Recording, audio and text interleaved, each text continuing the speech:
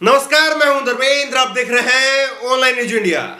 नरेंद्र मोदी के बारे में कहा जाता है कि उन्होंने भारत का विदेशों में डंका बजवा दिया।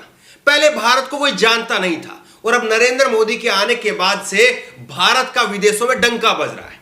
यह बात लगातार गोदी मीडिया और उनके अंधभक्त कहते रहते हैं, लेकिन किस तरह से बार बार नरेंद्र मोदी की सरकार को फटकार लगती है। फटकार भी किसकी तरफ से? यूएन की तरफ से, संयुक्त राष्ट्र संघ की तरफ से नरेंद्र मोदी की सरकार को फटकार लगती है कि आप मानव अधिकारों को लेकर के चिंतित नहीं हैं। आप बार बार ऐसे काम कर रहे हैं जिससे मानव अधिकार खतरे में पड़ते हैं। ये ऐसी फटकारें संयुक्त राष्ट्र संघ की तरफ से नरेंद्र मोदी की सरकार को लग रही है। अभी हाल ही का मामला ताजा, एक यूएन की तरफ से चिट्ठी लिखी गई है। चिट्ठी लिख करके कहा है कि आप ऐसा कोई काम मत करिए, 1 लाख लोगों के ऊपर संकट छाया हुआ है, आप ऐसा कोई काम मत करिए कि उनकी जिंदगी खतरे में पड़ जाए।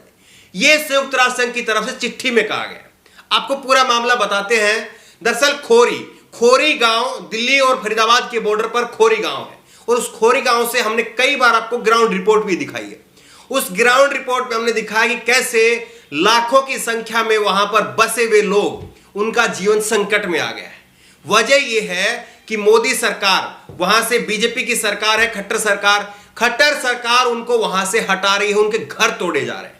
और अब यह मामला पहुंच गया यूएन के अंदर और यूएन ने कहा है कि आप ऐसे समय पर जब महामारी का दौर चल रहा है, ऐसे समय पर लोगों को ना निकाले, लोगों को घरों को ना तोड़े।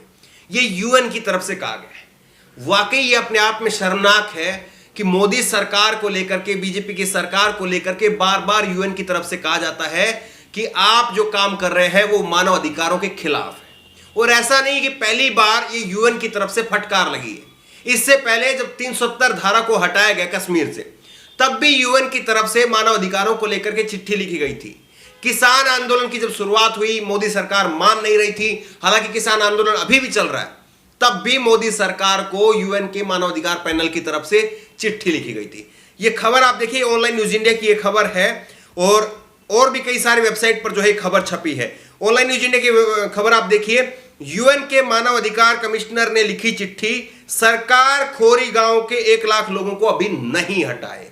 तो जिस तरह का हमने कहा कि सरकार जो है वो उनको हटाना चाह रही है और यूएन ने इसको लेकर के चिट्ठी लिखी है। दैनिक भास्कर में खबर छपी है, यूएन के मानव अधिकार पैनल की चिट्ठी, हरियाणा के खोरी गांव से 1 लाख लोगों को न हटाया जाए, मानसून और महामारी के बीच में लोगों की हिफाजत जरूरी है।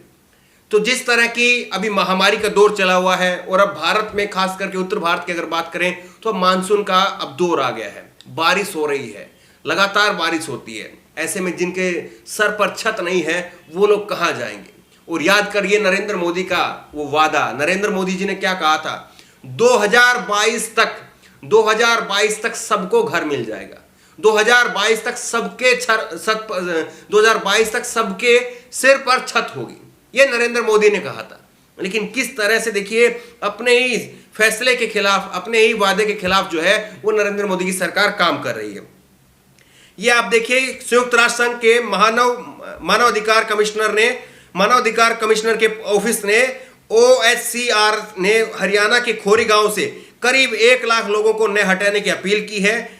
OHCR के एक्सपर्ट पैनल ने सोशल मीडिया पर भारत सरकार के नाम एक चिट्ठी लिखी है। पैनल का कहना है कि मानसून और कोरोना महामारी के बीच में लोगों की हिफाजत जरूरी है, ऐसे में उन्हें घरों से हटाना ठीक नहीं होगा।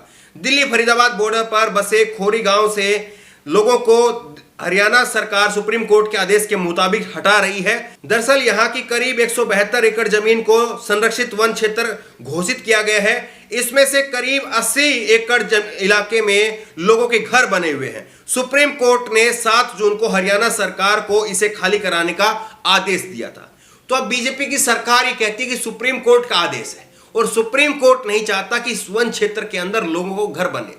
लेकिन आप ये बताइए कि पिछले 40 साल से जब यहां पर घर बन रहे थे, यहां पर लोग आ रहे थे, तो वो कौन लोग थे, वो कौन बिल्डर थे जो सरकारों की शय पर यहां पर पैसा खा करके लोगों को घर प्लाट काट करके दे रहे थे? वो कौन लोग थे? ये एकदम से एक रात में आकर के बसे हुए लोग नहीं है, बल्कि सालों से यहां पर रह रहे हैं। और अगर बीजेपी की अकेले बात करें, बीजेपी की अगर बात करें तो बीजेपी भी 7 साल से बीजेपी भी सत्ता में है, लेकिन तब बीजेपी की तरफ से इन लोगों को कहीं और पर घर देने की बात कहीं नहीं कही गई, और अब इन लोगों को कहा जा रहा है कि आपको और घर दे देंगे, दूसरी जगह घर दे देंगे। लेकिन सब जानते हैं सरकारों के वादे कैसे होते हैं। एक बार ये लोग अगर सड़कों पर आ गए तो फिर उनको घर मिलेगा नहीं मिलेगा, फिर वो कहीं पर अनशन करते रहेंगे, या कुछ लोग जो है वो कहीं और जाकर के फिर प्लॉट खरीद लेंगे। वो इस तरह के तमाम मुद्दे जो हैं, तमाम कई सारी घटनाएं जो हैं वो आपको पहले भी मालूम है। लेकिन देखिए, सबसे बड़ी बात यह है कि इस एक्सपर्ट पैनल ने कहा है कि बच्चों और महिलाओं की सुरक्षा का हवाला इसमें दिया गया है, और इसमें कहा गया है कि करीब 1 लाख लोगों में से 20,000 बच्चे हैं, वहां पर करीब 5,000 गर्भवती महिलाएं और दूध पिलाने वाली महिलाएं हैं। मानसून और कोरोना के दोहरे खतरे के बीच में उन्हें बेघर नहीं किया जाना चाहिए। तो ये जो है वो कहा जा रहा है कि 1 लाख लोग जो वहां पर हैं, उसमें से 20,000 के करीब जो है वो बच्चे हैं, 5,000 के करीब ऐसी महिलाएं हैं जो गर्भवती हैं या छोटे बच्चों को दूध पिलाती हैं। तो सबसे बड़ा सवाल यह है कि वो महिलाएं आखिरकार कहां जाएंगी। तो इन सारी बातों को देखते हुए और नरेंद्र मोदी सरकार को अपना खुद का वादा देखते हुए कि 2022 तक सबको मकान दिया जाएगा, सबसे पहले अगर इनको सरकार वहां से हटाना चाहती है तो पहले मकान बना करके दे, मकान उनको दिखाया जाए, जब वो संतुष्ट हो जाए तब उनको वहां से निकाल दिया जाए। लेकिन आप कह रहे हैं कि हम घर देंगे, हम मकान देंगे, शर्तों के ऊपर जो है वो कुछ लोगों को मकान खरीदने होंगे, कुछ लोगों को प्लॉट दिया जाएगा। इस तरह की तमाम जो है वो सरकार की तरफ से कंडीशन रखी जा रही है, लेकिन इन कंडीशन को वहां के लोग मान नहीं रहे हैं, और लगातार वहां पर सरकार की तरफ से जो है वो उस जगह को खाली कराया जा रहा है, जो मकान बने हुए वहां पर उनको तोड़ा जा रहा है। ऐसे में यूएन को इसमें दखल देनी पड़ी, और यूएन की तरफ से कहा गया है कि महामारी का दौर चल रहा है, मानसून का दौर है, ऐसे में आप इन लोगों को नहीं हटाएं। आखिरकार यूएन को बार बार क्यों दखल देनी पड़ती है? क्या सरकार में संवेदना नहीं है? क्या सरकार पूरी तरह से असंवेदनशील हो गई है? यह बड़ा सवाल है।